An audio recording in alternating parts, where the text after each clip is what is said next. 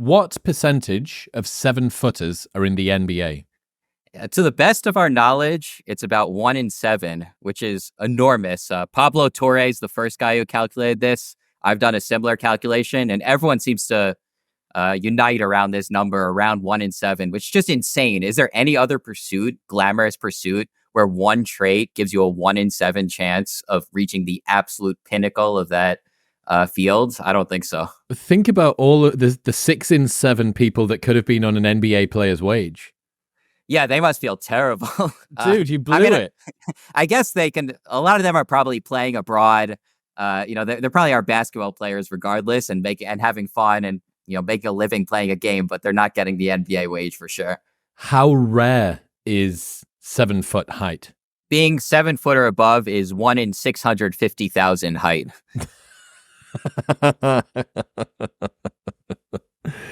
Wow, that is such a genetic lottery. Yeah, I mean, you're basically, I don't think there's any other gene that gives you such a chance of being a famous multimillionaire. Yeah, that's a good point. What else do you learn about height? So one of the things interesting about height is, and basketball, is each inch roughly doubles your chances of making the NBA, like throughout the height distribution. So if you're 6 foot tall, you have basically twice the chances of becoming an NBA player than if you're 5'11". If you're 6'1", twice the chances than if you're 6 feet, all the way out to if you're 7'2", you have twice the chances than you're 7'1", like throughout the height distribution. What that means is just there's this enormous difference in probability of reaching the NBA. We said 1 in 7 chance if you're a 7-footer. If you're under 5'10", which is the average height of an American male, you have a 1 in 3.8 million chance of reaching the NBA. Like, it's basically impossible. I mean, there are exceptions. I talk a lot in the book about one of my favorite players, Muggsy Bogues, 5'3", and played 14 seasons in the NBA. So it's not impossible, but it's pretty close to impossible and probably not worth putting much energy even trying. What are the disadvantages of being tall from a player perspective?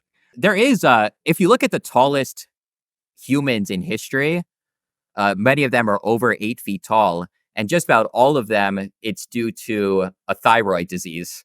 There's a growth hormone that just overproduces. The growth hormone is overproduced. There has been at least one NBA player who got to his height through a thyroid disease. That's George Muresan. Some people might remember him. He also was an actor for a little bit. And he was it was a disease that gave him that height. His parents were average height.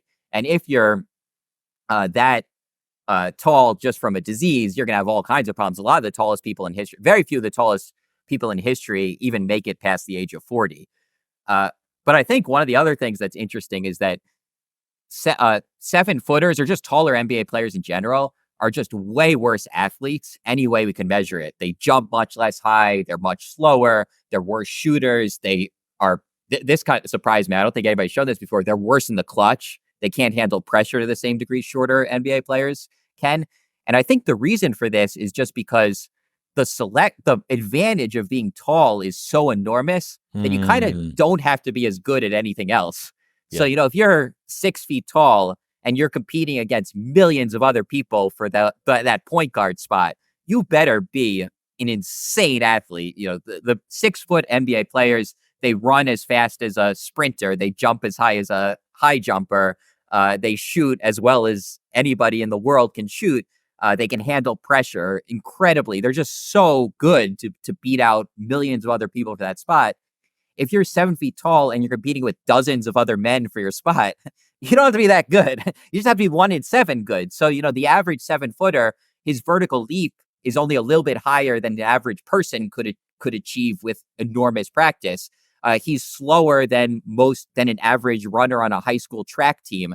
He shoots worse than an average high school basketball player. He handles pressure worse than an average high school basketball player. He's just not that great, but he is really, really tall. Well, it begs the question, why are tall players so prioritized? If they're less good psychologically, cardiovascularly, physically, whatever, why do they keep getting selected?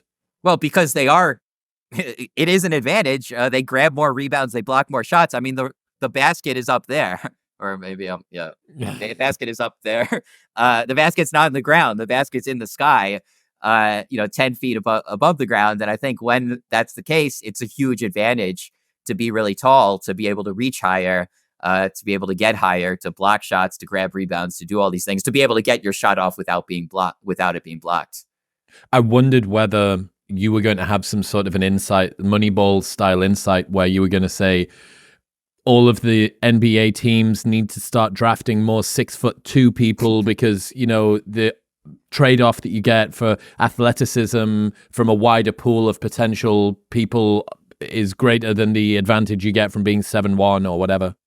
No, I don't think that's true. I mean, it is legitimately true that Shaquille O'Neal dominated the NBA for many seasons, even though, I'm a better free throw shooter than Shaquille O'Neal. That's one of the core skills of basketball. And I, who am not particularly good and never play, can hit a higher percent of my free throws than Shaquille O'Neal can. But he legitimately, I wouldn't say, to the Lakers, hey, have you thought of picking up Seth? He shoots free throws better than Shaq. Like, I legitimately think Shaq dominated basketball, but it is kind of a weird, unfair advantage. It does feel almost like a little, I don't know, as a fan of the game, it feels like it's almost a bug in the game that height is such an advantage. Like, if they, like the ideal sport, you shouldn't be able to reach the top of a sport the way George Muresan did through a growth hormone disorder. Like, that shouldn't, it feels like off in how, an athletic pursuit, what it should take to reach the top of an athletic pursuit. But yeah, I'm not telling players, don't, cut Joel Embiid because he can't jump as high as, a 6-foot player. Like, he still does help the team, but it definitely is true that they are worse athletes. Yes. Laughs in thyroid disorder. Like that. All right. So what about, are you able to compare like for like different players of different heights and say, what if Muggsy Bogues had been 6'7", how good would have he been? Yeah, I was able to mathematically figure this out, which was the most fun I've ever had on any study I've ever done. As a shorter man, I'm about 5'9", I think, on a good day. So I think I kind of did this calculation. I ranked people, I called it Muggsies, which stands for metric for understanding game, given sporting individuals' effectiveness and size. And I ranked every player. The math is in an appendix for those who are really curious. How good they would be if they were the same height, how many Muggsies they'd have. And number one is Muggsy Bogues, whose just achievement is so ridiculously insane. To be an NBA player for 14 seasons, even if he wasn't the greatest NBA player, he was a decent NBA player for 14 seasons at 5'3" tall. It's insane. Other players, Earl Boykins and Spud Webb, rank really high. Michael Jordan, interestingly, still ranks number 9 on a height-adjusted despite metric. Being like 6'6" or something. Yeah, because he was so good. So he is legitimately one of the greatest at his craft we've ever seen. But if Muggsy and Michael were the same height, I think it's unambiguous in the data, the way I've cut the data, that Muggsy would be the more dominant player. Muggsy would be the one who would be making the documentaries about who we think is the quintessential at mastering his crafts, at mastering his craft, at determination, at work ethic, and all these other things that we now associate with Michael. Michael had enormous talent, enormous drive, enormous work ethic, enormous anything. And he also had enormous height, which, some of these other guys didn't have. Why is it that players come from the countries that they do? Obviously, basketball wildly overrepresented by the USA, but if 1 in 7 people over 7 feet tall, why are Scandinavian countries that I think have got the tallest average height in the world, why have we not seen loads of Danes or Norwegians or something?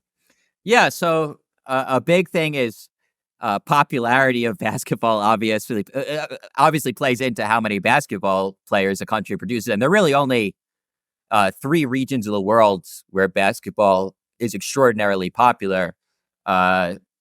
United States, where it was invented, the Baltic states, former Yugoslavia. So if you're growing up playing basketball, the average person, I'm sure there are countless people around the world who, if they started practicing when they were 5, could shoot a ball like Steph Curry, or could do everything with a basketball like James Harden, but they never even think to do that. They're playing soccer, or they're playing some other sport. So that's really important.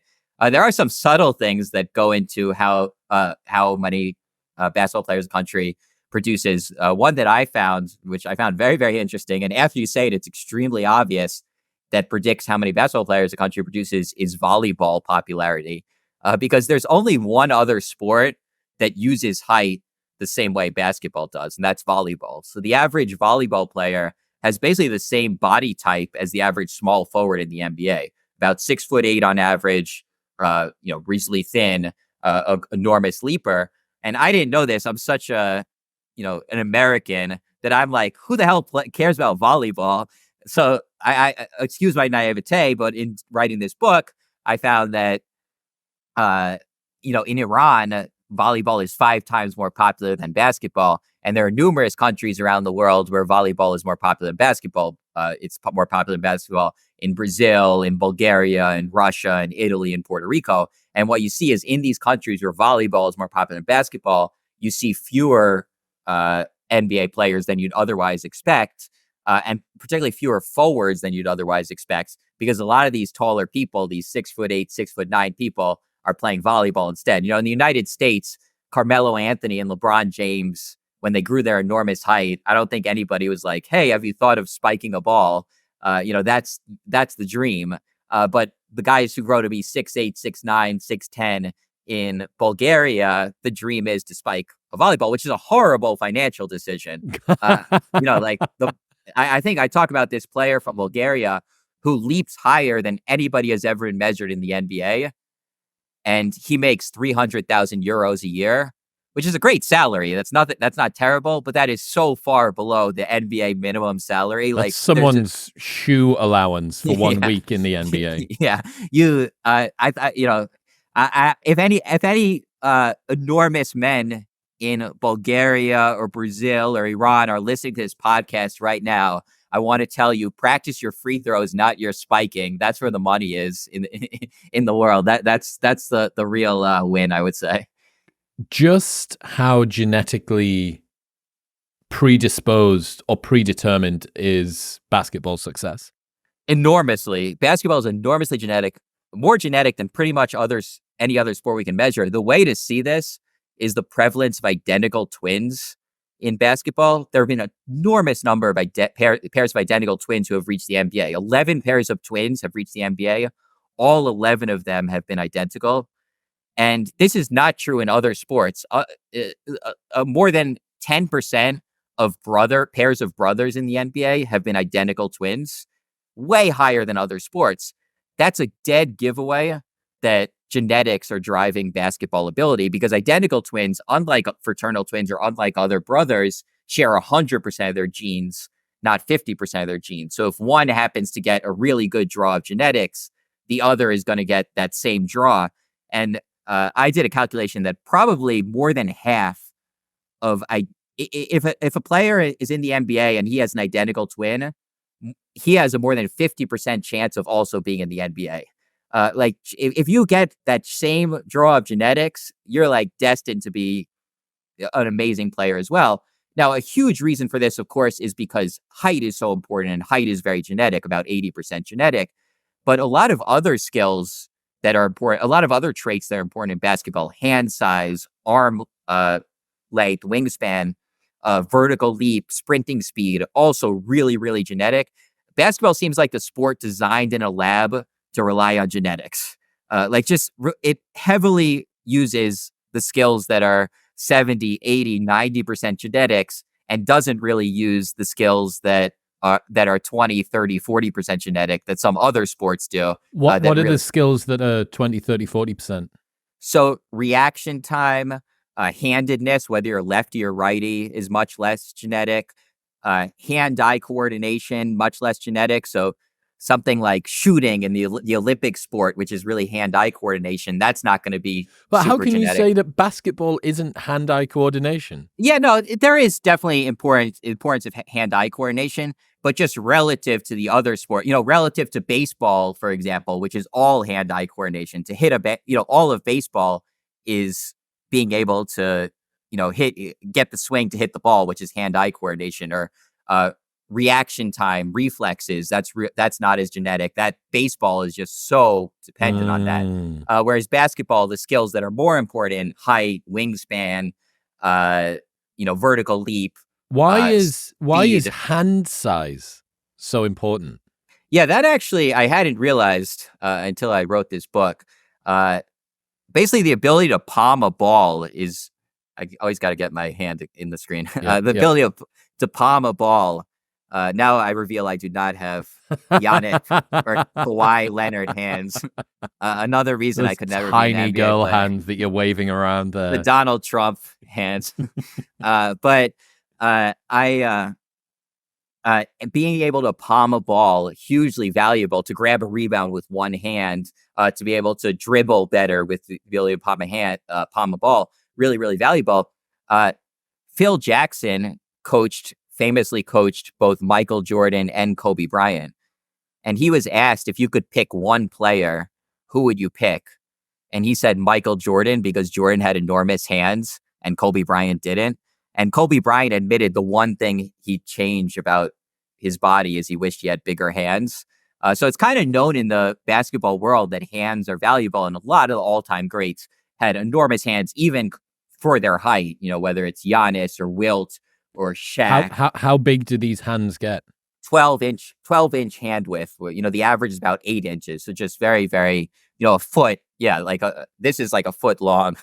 Yeah. That's insane. That's insane. Yeah, the hands. And you could look at pictures of, Kawhi Leonard is another player with legendarily large hands. Look at pictures of his hands. They're freakish hands. And it turns out that as NBA teams have known that hand size is really important, but it doesn't seem like they quite knew just how important it was. That if you look at the draft, at the NBA Combine, they measure players' hands, how the hand width of players, and players with wide hands historically have done better, by advanced metrics than you'd predict based on their draft spot.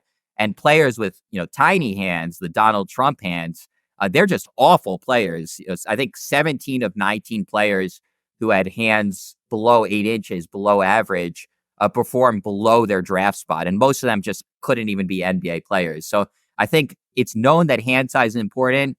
I don't think it's been appreciated just how important it is, that it is up there with the height and the wingspan, the skills, the traits that we know are really, really important, or the vertical leap.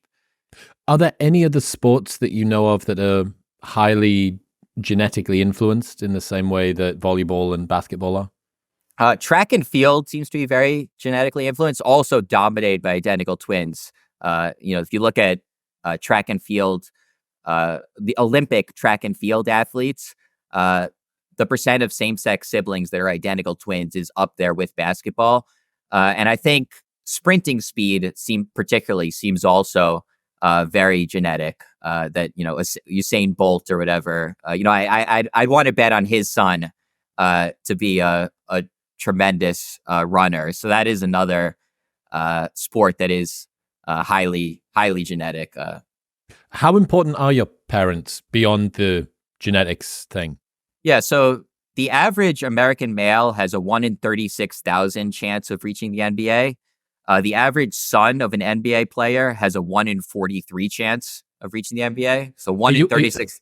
Are you able to 1 in 36 to 1 in 40, 1 in 36,000 to 1 in 43? Are you able to control for the physical inheritance, like the height and all the rest of it? A little bit. It's a little hard to do, but it clearly, so that's a 744 times higher chance of reaching the NBA than, a son of an NBA player. Now, a lot of that is genetics, but it's pretty clear it's not all genetics.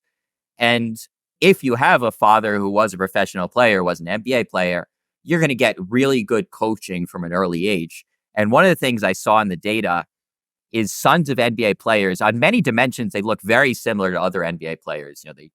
They have similar heights, they have similar weights, their stats are pretty similar, mostly, but they shoot free throws extraordinarily well. So the average NBA player shoots free throws 75% at a 75% clip. Sons of NBA players shoot free throws at an 80% clip. And that's 5 percentage points, a very big difference in free throw shooting.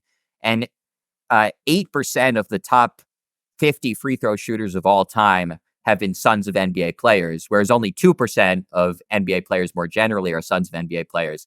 The greatest free throw shooter of all time, Steph Curry, son of an NBA player, Del Curry.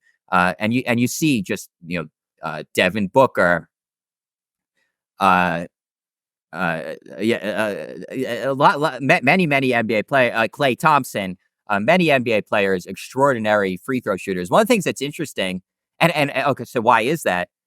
Well, form is so important in shooting. And if you have an NBA player for a father, they're going to be helping you on your form from a very young age. And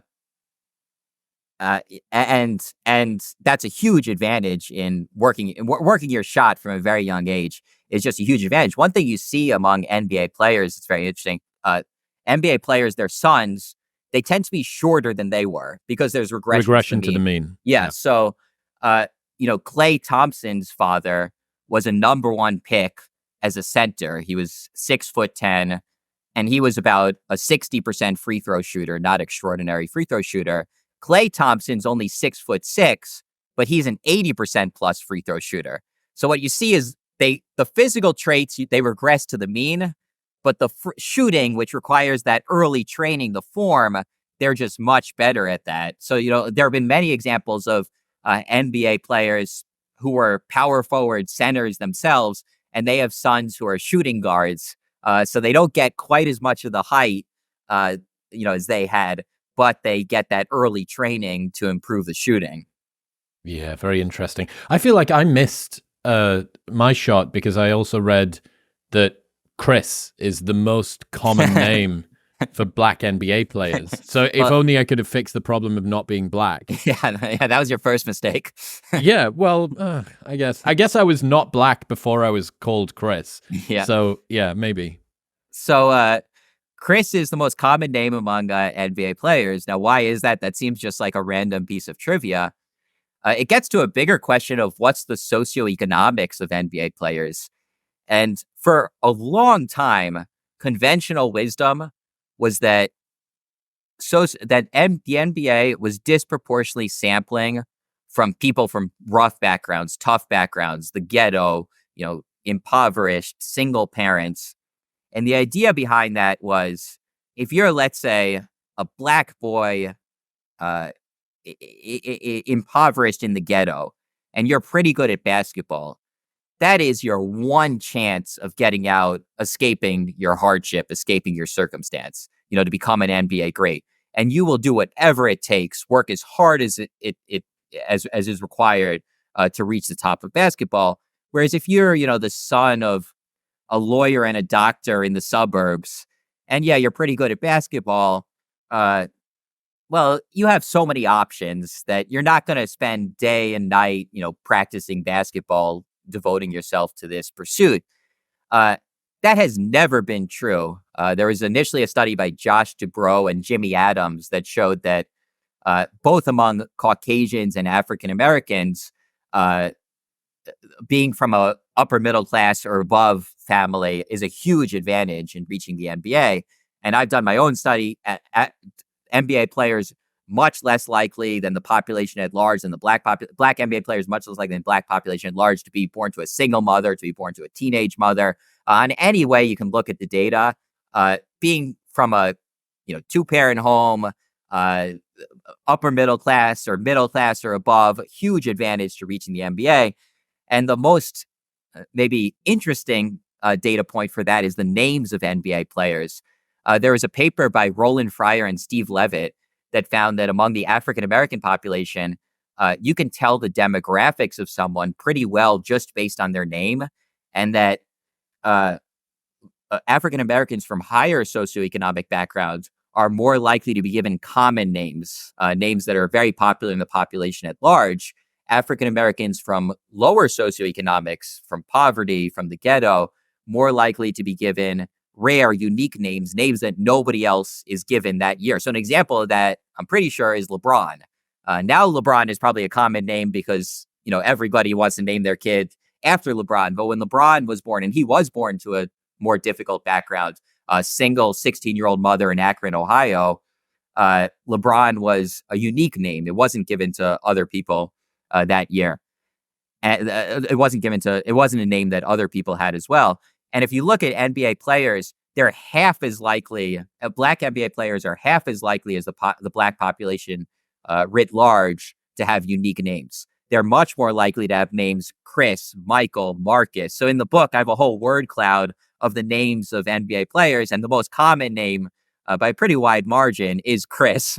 So you think of Chris Paul or Chris Bosh, many other examples. And Chris Paul is a great example of a player from two-parent home, middle class. The family joined him on an episode of Family Feud.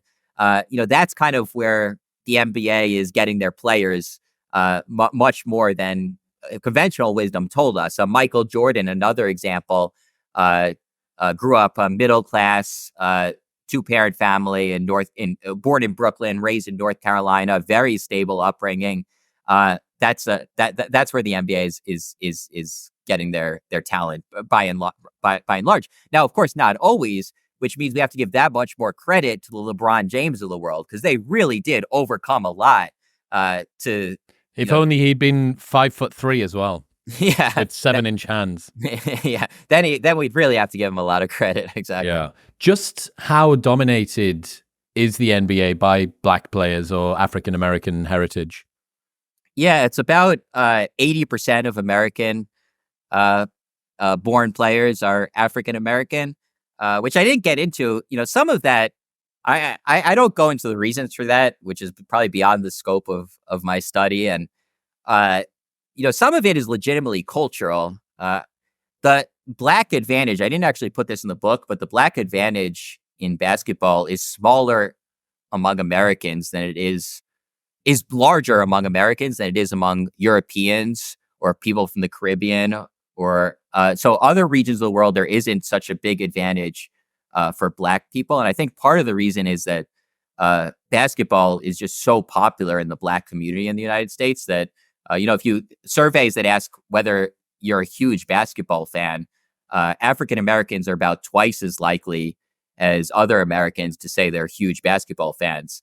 So it is, again, being a big fan of the sport is a huge advantage to reaching the top of the sport. That's why there are so many more players from the United States than there are from Great Britain, for example. I don't think, most people, you'd probably be more of an expert on this topic than I am, but I don't think most people growing up in London are dreaming of being a basketball player. They're dreaming of being, they're not dreaming to be a Chicago Bull. They're dreaming to be an Arsenal player. Yeah. And I think, anytime any community, whether it's a country or a race or, anything else that where basketball is really popular is going to produce more than their fair share of NBA talent. What determines who chokes under pressure? Yeah. So this is, so one of the things very interesting is people choke in basketball, I think, more than a lot of other sports. So you look at the average NBA player, you compare free throws, kind of how they shoot free throws normally. And free throws is a great test of choking because it's the exact same situation throughout the game. You're shooting from the same spot, no defenders. And the average NBA player shoots free throws more than 1 percentage point lower in clutch moments, 5 minutes or less on the clock, game within 5 points, than in other times. So the average NBA player is a choker. This is kind of surprising because in a lot of sports, we found that players don't choke. And the reason for that is to reach the top of a sport, you have to be so mentally tough. The average person, of course, is going to choke under a pressure moment, but they're just going to be knocked out way before they reach the top of their sport, right? So, if you can't handle a pressure penalty kick, your problems are going to reveal themselves in high school, long before, you're playing in the World Cup or whatever. And similarly, studies have shown that baseball players tend not to choke. So why do basketball players so consistently choke? And I think this gets to the point, again, I don't love hammering the 7-footers, in large part because I feel like when a 5'9" person is attacking people taller than him, he seems like he has a horrible Napoleon complex. So, I hesitate to use my book as just, 7-footers secretly all suck and tall people suck. because there's a dangerous pattern of shorter men doing things like this out of their own insecurity and resentments. But I can't lie. In the data, the only thing I could find that predict choking was height, that taller players just choke more. And I think the reason for that is there's just not much selective pressure on taller NBA players. If you only have to be, if 1 in 7 7-footers reach the NBA, you only have to have 1 in 7 basketball ability to reach the NBA. You don't have to be that great at everything. You don't have to be the world's most mentally tough person, because there just aren't enough 7-footers to choose from. And so the average 6-footer in the NBA shoots free throws exactly the same in the non-clutch moments and clutch moments, but the average 7-footer shoots free throws more than 6 percentage points worse in clutch moments. So just an enormous tendency to choke among the tallest NBA players. Well, didn't you say that you wanted the NBA to have a height cutoff because you thought it would make the game more exciting? That was another one where I'm like, God, if I say this, first of all, people are going to call me a heightist or something. But also, I don't know whether you can be a heightist around the people that have got it, that got like the advantage. Yeah. I know I make clear in the book that I don't think there actually should be a height advantage. I think if there were a height cutoff, if there were a height cutoff, I think it's unambiguous that there would be more talent in the game, that the shooting would be better, the clutch shooting would be better, the athleticism would be better. All these factors would be better if there were a height cutoff. But no, I'm not a heightist or an anti-heightist or a reverse heightist. Right? A tallest, whatever it is. Tallest, shortest. And, I am a huge basketball fan, and my favorite player growing up was Patrick Ewing, who is 7 feet tall. So they do enrich the game. Hey, put your tall supporting bona fides out front and center in case anyone's going to try and say something mean about you. Wasn't that so? It's at the very end of the book, but it seems related to this about childhood difficulty. Oh yeah. So one of the things I was interested in was whether child difficulty predicts your tendency to choke. It's an interesting theory. I've heard a lot. Jimmy Butler is a classic great clutch shooter. He's completely unaffected by pressure moments, just so good in the clutch. And Jimmy Butler had such a rough childhood. His father abandoned the family. His mother kicked him out of the house because she didn't like the look of him. Like, it was just a horrible childhood. And there is a theory that Jimmy Butler is so good in clutch moments because he's so tough, because he's been through so much. And compare his background to, someone who grew up in the suburbs, a soccer mom and soccer, an NBA dad or something. They can't handle what Jimmy Butler can handle. So I actually tested this in the data in a fun way, in the book in a fun way. There isn't an objective measure of how difficult was your background. So one of the things we might get into about this book is I heavily relied on ChatGPT in the creation of this book. And I thought ChatGPT would do a great job of giving me an objective measure of how difficult someone's childhood was, because it has in its data set all this information about all the NBA players, what they went through in childhood. So I asked ChatGPT to rank the background of NBA players, and it gave such sensible answers. Jimmy Butler was ranked a 9. Kawhi Leonard grew up in a tough neighborhood in Compton, was ranked similarly a 9. Luol Deng ranked very high because he grew up in a civil war in Sudan. Like all these different measures that would be hard to objectively, rank. ChatGPT gives a very sensible ranking. And then some players, Dwight Howard, his dad was a state trooper. He ranks very low. The sons of NBA players rank very low. Steve Nash, suburban family in Canada, ranks very low in difficulty of upbringing. So I had this great measure of difficulty of upbringing, and then I tested, does this predict one's tendency to choke? And it doesn't. It does not. God damn it. At all. So it was a little bit of a letdown, because it would have been a cool theory if you saw it in the data. The other thing is that it made me realize how dangerous it is to use ChatGPT for research. Because if I really wanted to cheat, I could have just kept on asking ChatGPT to give me a new ranking until I had a ranking that did predict choking. So there is a definite ChatGPT, as amazing as it is, as a objective coder of information, does allow for a great deal of cherry picking if you don't feel like being too honest. The fuckery can occur. It does, yeah, for sure. Warren Buffett and Paul Millsap, what did they have in common? Yeah, so one of my chapters called "What Do Warren Buffett and Paul Millsap have in common?" Paul Millsap's a great NBA player, multi-time All-Star, and Warren Buffett, as everyone knows, one of the greatest investors of all time. What they have in common, well, besides being great at their craft, was they both turned down the opportunity to go to an elite college, to go to a college that was less elite, but they felt more comfortable in. So Warren Buffett started his collegiate career at Wharton, one of the great business schools in the world. And you'd think someone who dreamed of being a businessman since he was the age of 5 would, relish the opportunity to go to Wharton to learn from the greatest business professors, to have all the great business peers. And Buffett left Wharton and went to University of Nebraska because he wanted to be closer to his family, and he thought the libraries were just as good anyway.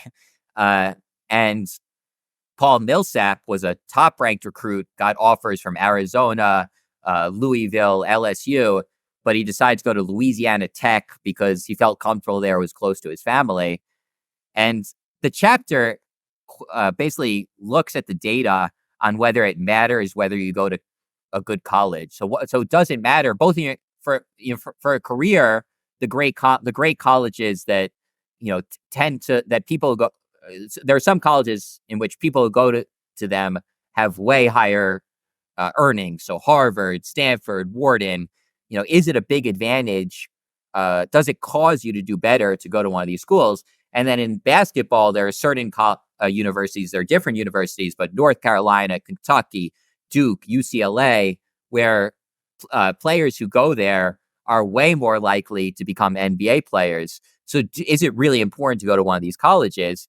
And I think the evidence is, my read of the evidence on both the real world and the NBA, is that going to one of these elite colleges gives you an early edge.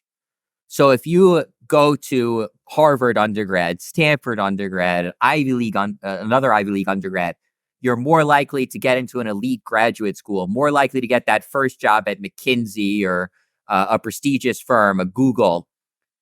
And in basketball, if you go to Duke, if you go to North Carolina, if you go to Kentucky, you're more likely to be drafted. But if you look at the long-term outcome, how good you are as an NBA player eventually, how much you earn over your career, they don't seem to do that much. Eventually, things kind of even out.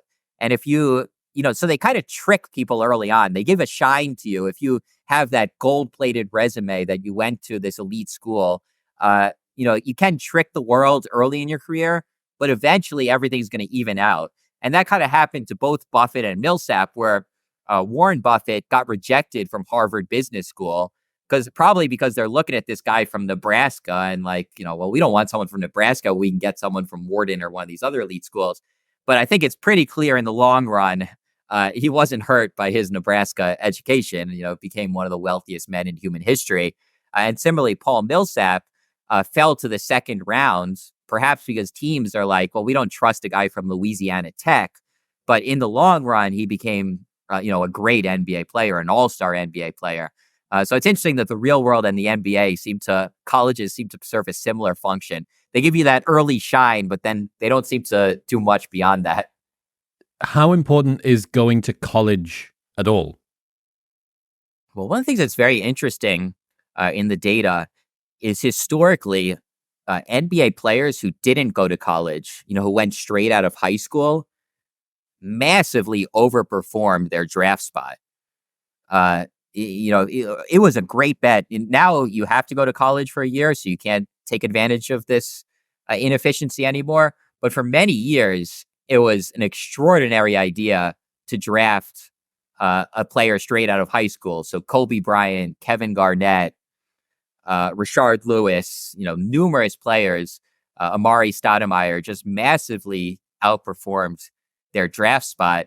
I think one of the reasons for this, my hypothesis, there are many hypotheses for these, but my hypothesis is if you skipped college and went straight to the draft, it was such a bold move. It was saying something about yourself, and you knew yourself so well and your capabilities that you knew something about yourself that the rest of the world missed. That is a huge advantage in being a basketball player. And I think I compare that to the great entrepreneurs. If you look at the very greatest entrepreneurs, Steve Jobs, Bill Gates, Mark Zuckerberg, what do many of them have in common? They dropped out of school very quickly. And I think if you looked at these great entrepreneurs on paper, if you looked at Zuckerberg and Gates, you'd say, okay, they went to a good school. They maybe had high test scores. They were interested in computers, but so are lots of people. But the fact that they dropped out of school to follow their entrepreneurial spirit, I think was another clue that they had something else about themselves that was so remarkable that another person who had a similar background but wanted to stay in school didn't have. And I think the same among NBA players, that Kobe Bryant knew something about himself. Amir Johnson, Rashard Lewis, they all knew something about themselves in making that decision to go straight to the NBA that the rest of the world didn't know. And there was just extraordinary inefficiency where straight out of high school players massively have overperformed their draft spot. Yeah, it's so interesting, I guess, kind of selection effect of what's going on here. Like, how much of this is just there's a smaller pool that we're moving from, or somebody has a particular outlier, which it's a commonality between all of these different people, right? There's a common thread that goes between them all. And yeah, just ridiculous self-belief, I suppose, probably correlates with a ton of others. I mean, honestly, self-belief might correlate with VO2 max. Like I would totally be open to hearing that, zone 2 threshold and lactate management ability are strongly correlated with self-belief. Like, sure. I totally believe it. I think one of the frustrating things of writing a book about NBA basketball when you're an NBA basketball fan, as I am, an enormous NBA basketball fan as I am, is it's almost impossible for the book to be finished.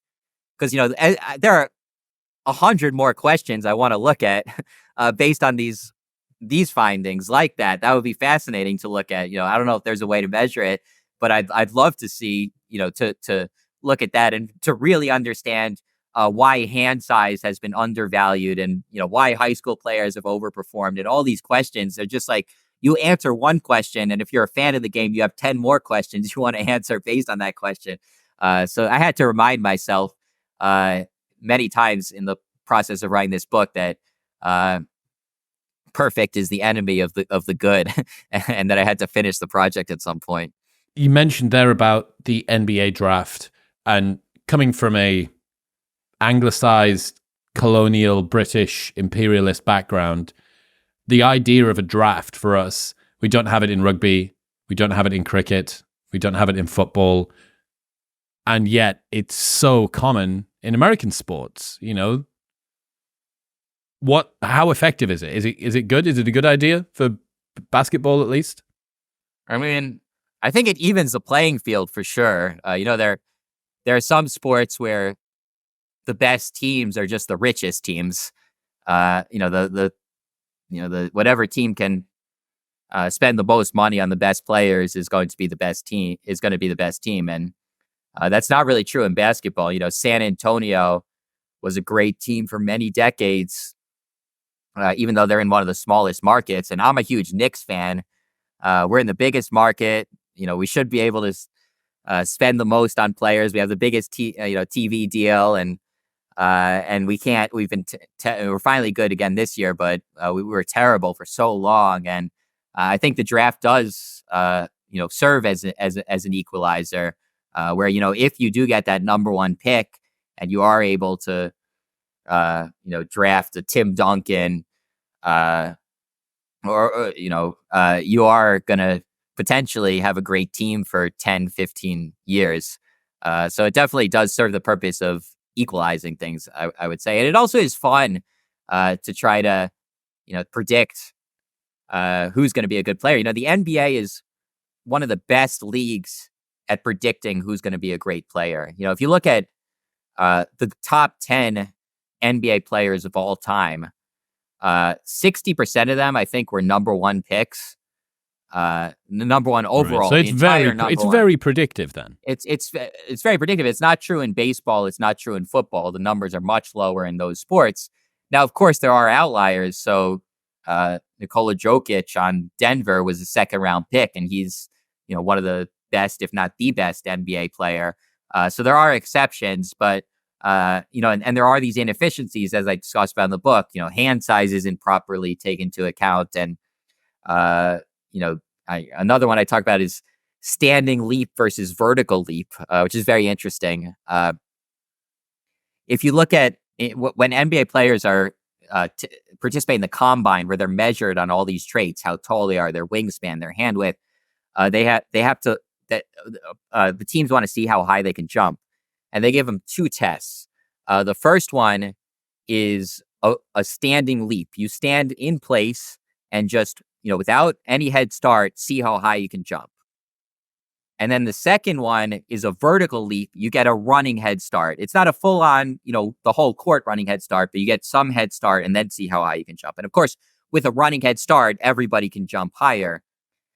And one thing that's very interesting is if you see what predicts block shots or rebounds among basketball players, it's not the vertical leap, the running head start leap. It's the standing leap. Because a lot of basketball, you don't get a running head start. You're boxing out a player. Yeah, you're boxing out a player and the ball just comes and you jump. Or a guy's going through the lane and you just maybe get half a step and leap. So if you actually look at the draft, there's an inefficiency where players who have a great standing leap relative to their vertical leap are undervalued. And the players who have a great vertical leap relative to their standing leap are overvalued. And I think the reason for that is it's such a sexy, shiny trait, that running head start leap. Yeah. If you can, the people there, if you can run the length of the court and, leap from the free throw line and dunk the ball, like that is such an impressive athletic feat that I think people are blinded, are just like, oh my God, this person has to be amazing at basketball. It's much sexier than someone who can leap not as high, but higher relative to what you'd expect without a running head start. So that's an inefficiency in the draft. But yeah, there needs to be a like coolness modifier for the exercises. Yeah, and I again, once you write a book like this, just your mind's, and you're a sports fan. I'm just a fan of all sports. My mind just starts racing. Yeah, does this play out in other sports? Are cool traits overvalued in both sports? My guess is probably yes. I absolutely bet that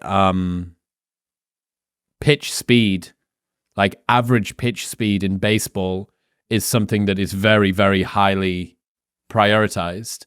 If you're regularly able to hit three figures throughout multiple innings, it's just the whole crowd, when they see that 100.00, like, oh, like the whole crowd makes noise, right? So it's like, but is that the best? I mean, I believe it, and I believe it, and in football, our football, American football, the speed of a player relative of, let's say, a wide receiver relative to running good routes.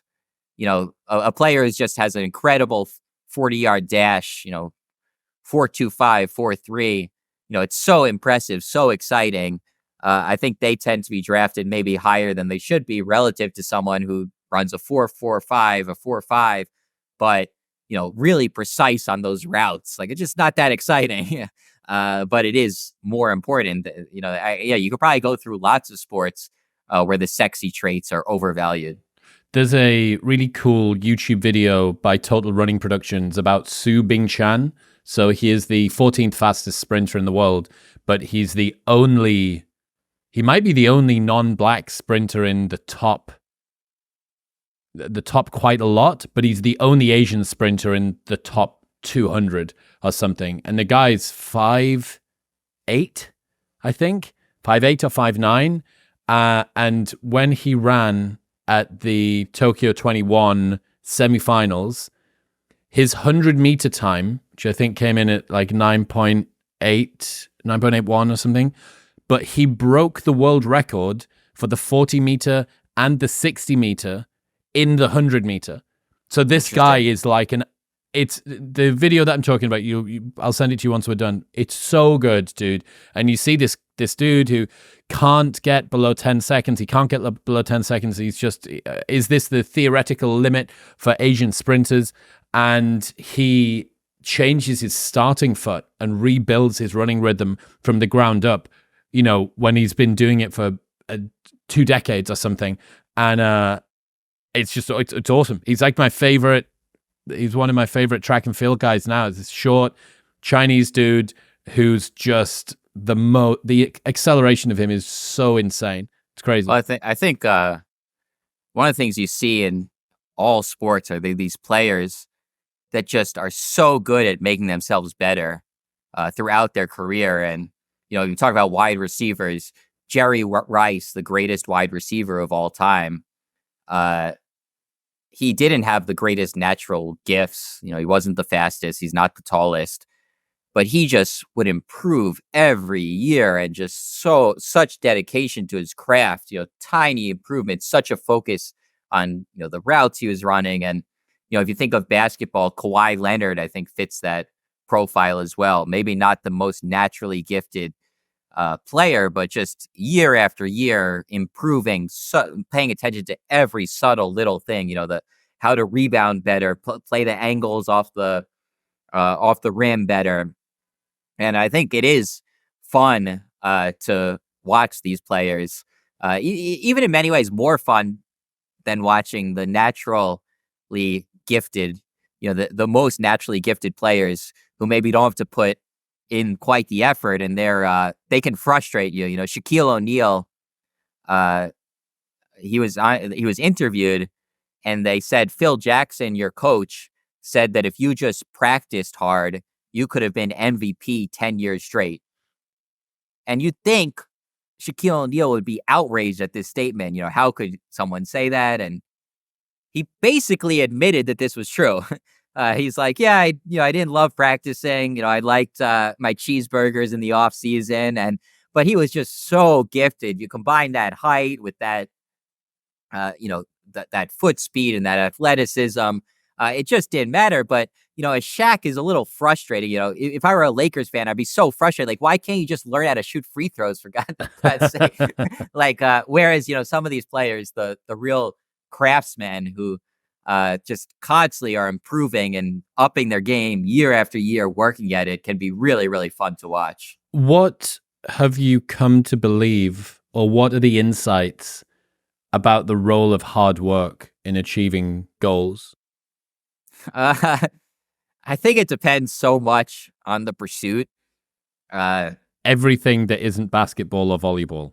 Yeah, I mean, if you're 5'9", and you have small hands and you're slow and you can't jump, there's nothing, you got no chance. You can work as hard as you want. It's not going to help. I would say basketball, because it's so dependent on so many traits that are so genetic, such as height. I think hard work, it moves the needle a little bit. And I think, there's a difference between, Michael Jordan is considered the greatest of all time and Shaq isn't. Probably in large part because Michael Jordan outworked Shaq. And, if Shaq had outworked Michael, I think Shaq would be the player that, is number one on everyone's mind as the quintessential basketball player. So I think hard work can take you, from Shaq to MJ, but it's not going to take you from Seth to Shaq, or it's not. There's you're moving the needle a little bit, but not that much in basketball. But there's other pursuits where hard work maybe matters more. And I always suggest, if you're not genetically gifted, there's some sports, equestrian riding or skiing, or there's certain sports where I think you really can improve your craft. You can move the needle a lot more through hard work than you can in a sport like basketball or sprinting or something. All right, so we kind of flirted around it, and some of the people who don't know or didn't listen to our previous episodes and realize that you're an ex-data scientist from Google, and then you've written all of these phenomenal books, which I love, why you know so much about basketball. Who are you to write this book, and how do you happen to have this like encyclopedic X-ray vision to be able to see what's going on inside of the world of basketball? So, well, first of all, I'm an enormous basketball fan. I have been since I was a little boy. I don't think I could have written a book of, a book like this of who becomes the best figure skater in the world, or who becomes the best opera singer, because I definitely was relying pretty heavily on knowledge I have from 3 decades as of passionate fandom of basketball. But this book, I used a new tool that I have become obsessed with. It was initially called Code Interpreter. It's now called Data Analysis. It's from ChatGPT. And it's basically a way to do data analysis that has just completely revolutionized my work stream. I say it's the most amazing product I've ever seen. I always need to offer the caveat: I have zero affiliation with OpenAI. I feel like when I say this, I sound like I'm a spokesman for their, pitchman for their product. I'm not associated with OpenAI at all. But it basically data analysis, what was originally called Code Interpreter, it writes all your data analysis, your data science code for you and runs it. And it is just such a game changer that things that used to take me 4 months now literally take me 4 hours or sometimes less. Like, it's just so wild. Scraping data sets, cleaning data sets, merging data sets, running regressions, making charts. It is the most insane product I've ever seen. And so this book was just like written in like an explosion of just data analysis in like a shockingly short time of just all day running Code Interpreter analyses of basketball. And I was having the time of my life, and just so quickly producing these charts, producing these analyses. I think this book would have been a project of many, many years without Code Interpreter. And with Code Interpreter, it was a project that took basically 30 days. Which I initially I was really proud of, but now people are like, well, do I want to read a book that only took you 30 days? There's a really famous lecture, I guess. This guy, it's a clip from a what looks like a marketing class or a sales class, perhaps, or something. And he says, "How much would you pay me if you wanted me to design your new logo?" And the guy says, "I'd pay you $1,000. He goes, "Okay. And how much would you pay me if I was able to design it in 30 minutes? He said, "Well, I'd pay you, like $500. He's like, "Hang on a second. So you're getting the service more quickly, but you want to pay less because you think that the amount of time is indicative of the amount of effort, which is indicative of the amount of quality." Yeah, it was interesting. So initially, the first version of Who Makes the NBA, one of the marketing hooks, I'm like, look, I wrote this book in 30 days. And I also show at the end, this is how I did it. This is how I used ChatGPT to do all the analysis, not to do the writing. The writing I did all myself, but to do the analysis, to make the art. All the art is AI generated from Midjourney or DALL-E. Here's what I learned along the way in writing this book. And a few people were like, exactly like this guy said, like, well, I don't want to read a book in your 30-day vanity project. So now I've toned that down, and I've said more that, I also show you how to use AI. I'm de-emphasizing the actual time that I use, but I think that's just unfair to just how revolutionary ChatGPT is. That prior to the existence of Code Interpreter, if I said I wrote a book on NBA basketball in 30 days, I think people would correctly say, this is a piece of crap and a Seth vanity project, and I don't want anything to do with this. But I think because of Code Interpreter, because of Midjourney, because of DALL-E, because of ChatGPT, you can write a book in 30 days that is a real treatise on basketball with new insights on the game, many answers to previously unanswered questions. I think people don't realize just how revolutionary AI is for the creative process, that the rules of how long something should take over the last year have completely changed. Yeah, it's very interesting. It's very interesting to think that you've got this like arbitrary link between time spent and quality. It would be like if you said, here's some butter, but I churned it myself, like with my feet or something. Oh, I very much appreciate the fact that you went through all of that effort to give me this butter. You go, okay, yeah. And then that book that you see that's in front of you, it was actually written by hand. It's a handwritten book, and then all of the pages are kind of stitched and sewn together. But, like technological progress, people are typically, there's a lot of inertia to people being dragged along. And yeah, interesting, man. Very, very interesting. I suppose what we're seeing here is just like leverage at such an insane level of magnitude that your ability to manipulate ChatGPT and data analyzer and to be able to spit out what you needed and then to be able to put it together and then to be able to use ChatGPT to be able to proofread the words so that there wasn't any errors in it. Like it's taking a skill set but leveraging it so much, way more than even something like Wikipedia or a word processor could do. So yeah, people are just not ready for this level of exponential. Dude, I appreciate you. I think you've smashed it with the book. I'm really impressed. You say at the beginning, you make a joke that you're going to try and write 100 books. That is a joke, right? You're not going to try and do 100 books. I don't know. I might. I'll see. I'm trying to work on the monetization of this book. Like I'm trying to figure out, exactly how to, if I get the monetization right, because I also self-published this book.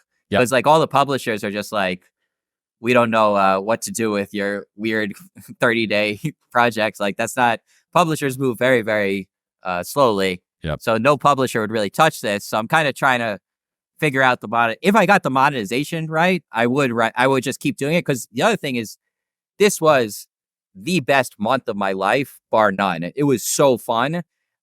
In part because I was writing about, the NBA. I'm a huge basketball fan. Of course, that's going to be fun for someone like me. But in part because one thing I found is AI just does so many of the things I freaking hate doing. So, I'm a data scientist, data analyst. Like a lot of data science, data analysis is not particularly fun. For me, writing code, debugging code, looking up code, figuring out exactly how to add something to a chart in this way. It's just, mind numbing, a lot of it. And in this project, that was all gone. Like all I did was come up with ideas and I'm just like, here, data analyst, do it for me. And it was just awesome. It was so fun. So it's just like, it was the most fun month I've had in my life. So, if I can get the monetization right on the book, on this, then I'm just, I'm going. I'll bring those together. No, I've got a decade of the most fun months of your life back to back to back. Yeah, no, I said I'd have a baseball book out by opening day. Then I'd have an Olympics book for by the summer. Then I have an NFL book for the start of that season. I just keep on going. And it would just be the most fun. The most fun months of my life. So. Hell yeah. Seth, I appreciate you. I look forward to seeing what you do next. I'll bring you back on. Let's have this chat one more time. Chris, thanks so much for having me. And congrats on the success of this podcast. It's been, I remember when you first reached out to me to talk about my first book, Everybody Lies. And I think I looked you up and you're like a 2-bit podcaster. I'm like, yeah, he seems like a nice guy. I'll do this little podcast. And to see you go into the stratosphere has been a true joy and very well deserved because you have worked really hard for it. Thank you, man. I really appreciate that. I really, really do. Until next time, mate, I'll catch you later on. Thanks. See you, Chris. If you enjoyed that episode, then press here for a selection of the best clips from the podcast over the last few weeks. And don't forget to subscribe.